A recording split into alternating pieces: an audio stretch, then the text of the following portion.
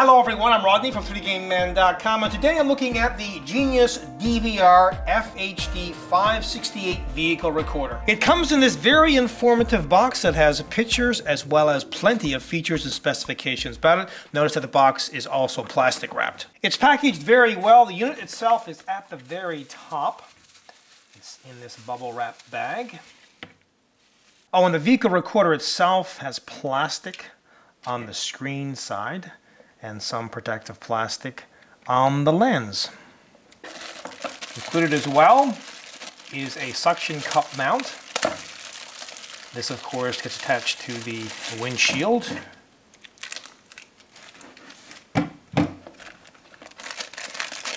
A cigarette lighter power adapter, a USB cable. Included as well is a quick installation guide,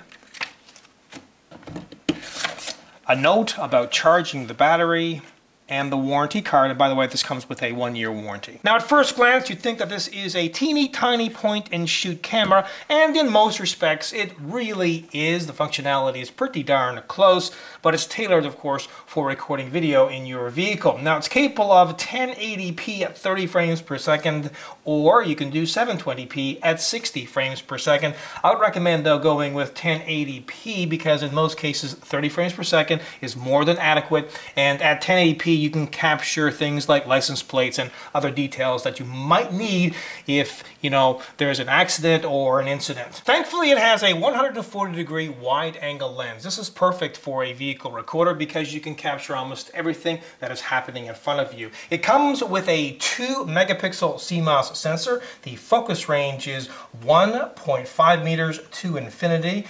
The exposure is automatic, and it also has an automatic shutter, and that shutter is good for 1/2 to 1/2000th of a second. Oh, and the lens has an aperture of 2.4. Now, if you're into camera gear, you'll know what this means. It basically means that you're going to get amazing video and stills at night.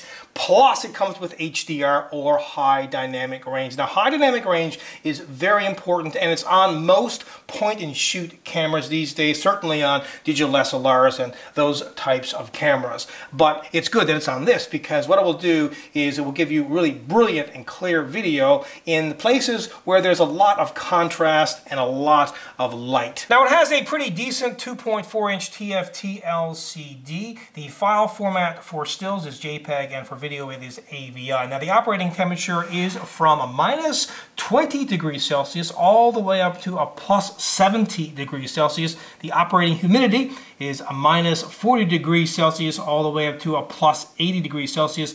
And the dimensions on this is 79 by 55 by 16.5 millimeters, and it weighs in at 65 grams. Okay, so let's have a closer look. I think the overall styling on this is quite sharp. Again, it looks like a point-and-shoot camera. Here's the lens, the speaker. At the bottom, they have a small micro SD slot. You can put a 32 gigabyte micro SD card in there.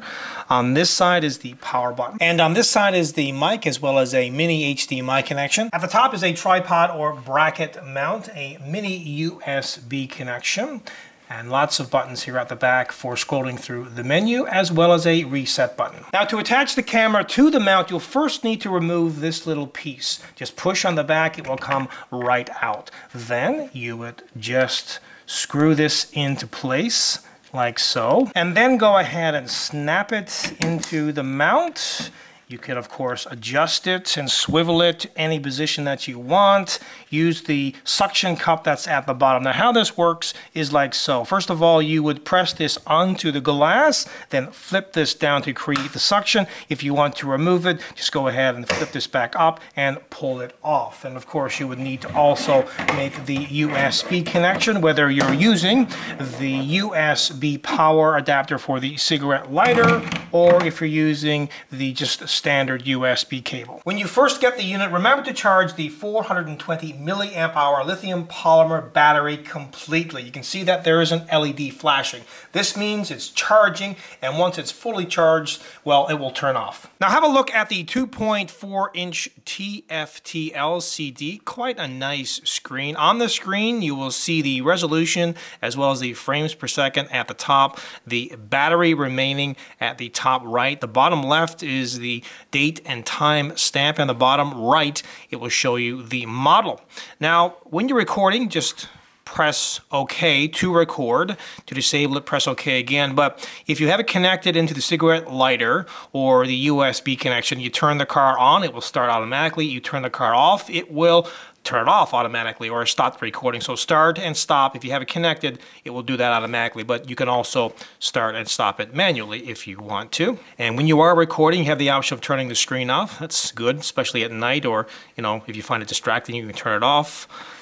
Turn it back on, and you can also mute it. There's a play function, and you can cycle through the different videos and stills that you've captured. If you press it again, it will automatically start to record again, so press OK to cancel that.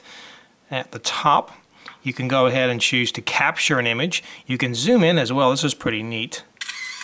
Or capture with OK. So if I wanted to zoom in, I could just do this and then press OK to capture it, and zoom out and capture.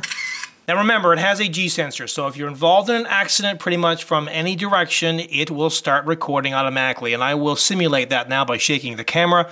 Boom, right away it started to record. And to cancel it, press OK. Finally, let's have a look at the menu where you have time setting, sound effect, panel off, shutdown, language, default settings, and format options. Within time settings, of course, you can set the date and the time. Within sound effects, you can turn the sound effects on or off. Within panel off, you can have the panel on or off, or you can do 15 seconds or 1 minute. You can have a shutdown delay, off, 15 seconds or 30 seconds. You can select your language. You can basically default all the settings.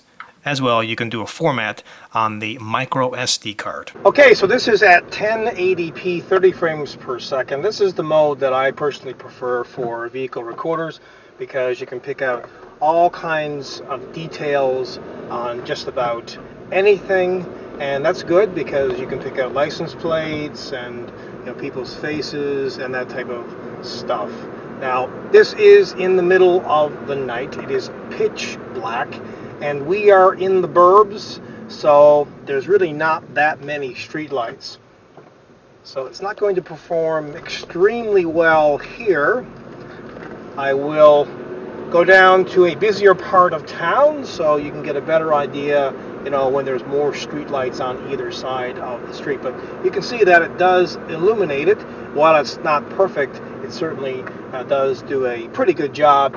So this is a busier part of town. You've got lots of street lights, and as you can see, it does perform really well. Okay, so this is during the day, and I'm on a country road. The reason for that is I don't want to get involved with editing license plates out of all the vehicles in town.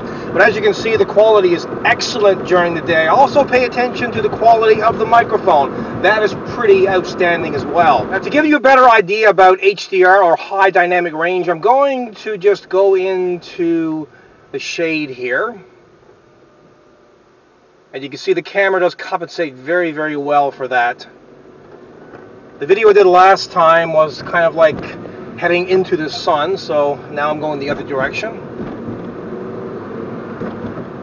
And now, of course, it's even better. This is an awesome vehicle recorder, and it's not that expensive. My only gripe with this would be in environments that are extremely cold. Sometimes, even here in Canada, you're going to get below a minus 20 degrees Celsius. Just make sure, of course, you're not operating it in those conditions because you could damage the unit. But other than that, it is affordable, works extremely well, has an excellent lens, a decent size, 2.4-inch TFT LCD on the back. It's pretty intuitive to use. So overall, this is a kick-ass product. Until next time, take care.